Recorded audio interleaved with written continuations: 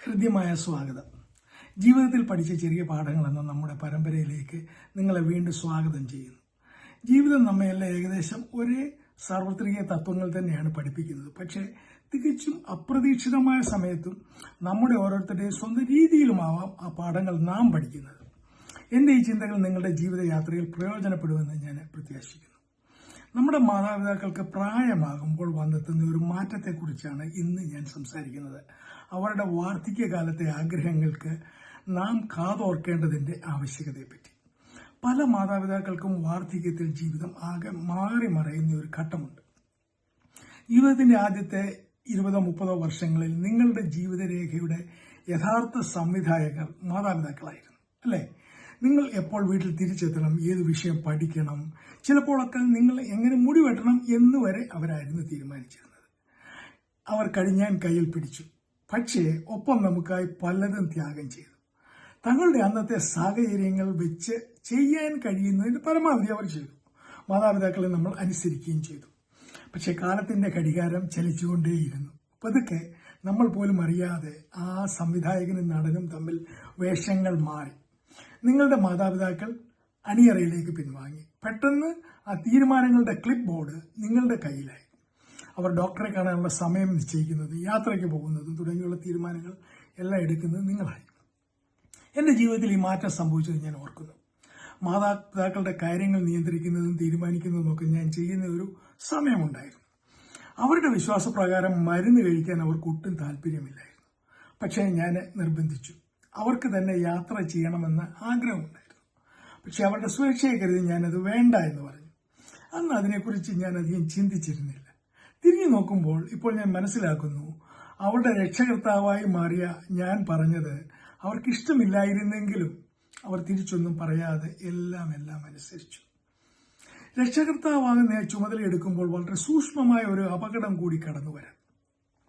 നമ്മുടെ മുൻഗണനകളും വ്യക്തിപരമായ സൗകര്യങ്ങളും സ്വാഭാവികമായി മുൻപന്തിയിൽ വരും. മാതാപിതാക്കൾ നമ്മെ അത്രയധികം സ്നേഹിക്കുന്നതുകൊണ്ടും മക്കൾക്കൊരു ഭാരമാകാൻ ഒട്ടും ആഗ്രഹിക്കാത്തതുകൊണ്ടും അവർ ദുഃഖകരമായ ഒരു കാര്യം ചെയ്യും. അവർ പൂർണ്ണമായും നിശബ്ദരാകും.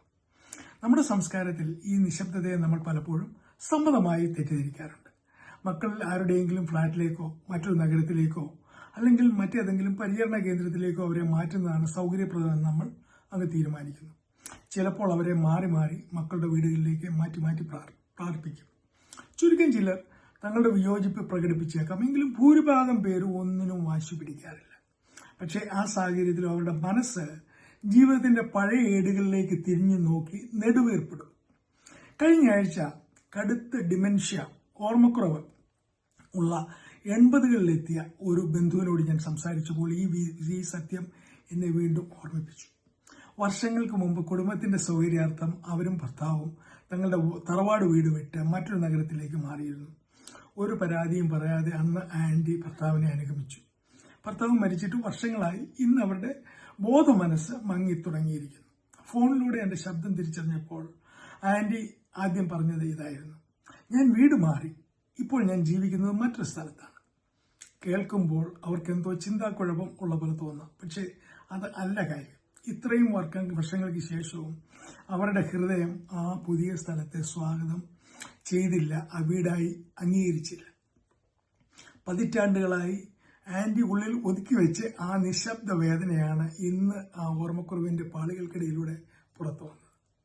തങ്ങളുടെ ആഗ്രഹങ്ങൾക്ക് വിരുദ്ധമായി മാറ്റിപ്പാർപ്പിക്കപ്പെടുകയും അതിനുശേഷം വളരെ പെട്ടെന്ന് ആരോഗ്യം ക്ഷയിച്ചു പോവുകയും ചെയ്ത മാതാപിതാക്കളുടെ പല കഥകൾ ഞാൻ കേട്ടിട്ടുണ്ട്, നേരിട്ട് കണ്ടിട്ടുണ്ട്. അതവർക്ക് നല്ല പരിചരണം കിട്ടാത്തതുകൊണ്ടല്ല, മറിച്ച് അവരുടെ ഉള്ളിലെ ജീവന്റെ ചൈതന്യം തകർന്നു പോയതുകൊണ്ടാണ്. ആത്മാവ് തകരുമ്പോൾ ശരീരം മിക്കപ്പോഴും അതിനെ പിന്തുടരും. അവർ അധികം താമസിയാതെ കടന്നു പോകും. പക്ഷെ ഒരു കാര്യം ഓർക്കണം, ഓരോ കുടുംബത്തിന്റെയും സാഹചര്യം വ്യത്യസ്തമാണ്. ചില മക്കൾ മാതാപിതാക്കളെ സ്വന്തം വീട്ടിൽ തന്നെ പരിചരിക്കാൻ അസാധാരണമാം വിധം കഠിനാധ്വാനം ചെയ്യാറുണ്ട്. IAS-കാരനായ എൻ്റെ ഒരു സുഹൃത്ത് പിതാവിനെ അവസാന നാളുകൾ പരിചരിക്കാൻ വേണ്ടി മാത്രം ജോലിയിൽ നിന്ന് 1 വർഷത്തെ അവധിയെടുത്തത് ഞാൻ ഓർക്കുന്നു. അമ്മ ഈ ലോകത്തോട് വിട പറയുമ്പോൾ അവരുടെ കൈകൾ ചേർത്ത് പിടിച്ച് നിശബ്ദനായി അദ്ദേഹം അരികിലിരിക്കുന്നത് ഞാൻ കണ്ടിട്ടുണ്ട്. എന്നാൽ മറ്റു ചിലർക്കാകട്ടെ ദൂരെ കൂടുതൽ കൊണ്ടോ സങ്കീർണമായ സാഹചര്യങ്ങൾ കൊണ്ടോ പരിമിതമായ സാമ്പത്തിക ചുറ്റുപാടുകൾ കൊണ്ടോ വളരെ കഠിനമായ തീരുമാനങ്ങൾ എടുക്കേണ്ടി വരുന്നുണ്ട്. ജീവിതം സങ്കീർണമാണ്. ഒരു കുടുംബത്തിന് പുറത്തു നിൽക്കുന്ന ആർക്കും അവരുടെ തീരുമാനങ്ങളെ വിധിക്കാനോ വിലയിരുത്താനോ ഉള്ള അവകാശമില്ല. പക്ഷെ ആ പ്രക്രിയയിൽ അവരുടെ ആഗ്രഹങ്ങളെ എങ്ങനെ മാനിക്കുന്നു എന്നത് നമ്മുടെ കൈകളിലാണ്. തങ്ങൾ അവഗണിക്കപ്പെടുന്നുവെന്നോ തങ്ങളുടെ വാക്കുകൾ ആരും കേൾക്കുന്നില്ലെന്നോ തീരുമാനങ്ങൾ എടുക്കാനുള്ള സ്വാതന്ത്ര്യം പൂർണ്ണമായി നഷ്ടപ്പെടുന്നോ അവർക്ക് തോന്നിയാൽ അത് അവരുടെ ആത്മവീര്യത്തെ തകർക്കും. ആ തകർച്ച അവരുടെ ശരീരത്തെ ക്ഷയിപ്പിക്കുകയും മരണത്തെ അതിവേഗത്തിൽ ആക്കുകയും ചെയ്യും. നിങ്ങളുടെ മാതാപിതാക്കൾ ഇപ്പോഴും കൂടെ ഉണ്ടാകാൻ ഭാഗ്യം ലഭിച്ചവരാണ് നിങ്ങളെങ്കിൽ എടുക്കുന്ന തീരുമാനങ്ങളെ ഒന്നുകൂടി സൂക്ഷ്മമായി നിരീക്ഷിക്കുക. വലിയ തീരുമാനങ്ങൾ എടുക്കേണ്ടപ്പോൾ ജീവിതത്തിന്റെ അവസാന സമയത്തേക്ക് നടന്നെടുക്കുന്ന അവരെ നമുക്ക് ചേർത്ത് പിടിക്കാം. അവരോട് ഉള്ളു തുറന്ന് സംസാരിക്കാം. അവരുടെ വാക്കാലുള്ള സമ്മതത്തിന് പിന്നിൽ ഒളിഞ്ഞിരിക്കുന്ന വിസമ്മതത്തെ തിരിച്ചറിയാൻ പഠിക്കുക.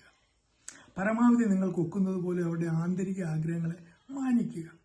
അവരുടെ ജീവിതയാത്രയുടെ അവസാനത്തെ ലാപ്പ് കേവലം ഭൗതിക ശാരീരിക സൗകര്യങ്ങൾ മാത്രം ഒതുങ്ങുന്നതാവരുത്. മറിച്ച് തങ്ങളുടെ ആഗ്രഹങ്ങൾക്ക് ഇപ്പോഴും വിലയുണ്ടെന്നും തങ്ങളുടെ ശബ്ദം ഇപ്പോഴും മക്കൾ സ്നേഹത്തോടെ കേൾക്കുന്നു ഉണ്ടെന്നുള്ളതായ ഊഷ്മളമായ ബോധ്യത്തോടെ ആയിരിക്കണം അവർ ജീവിക്കുന്നത് എന്ന് നമുക്ക് ഉറപ്പുവരുത്താം.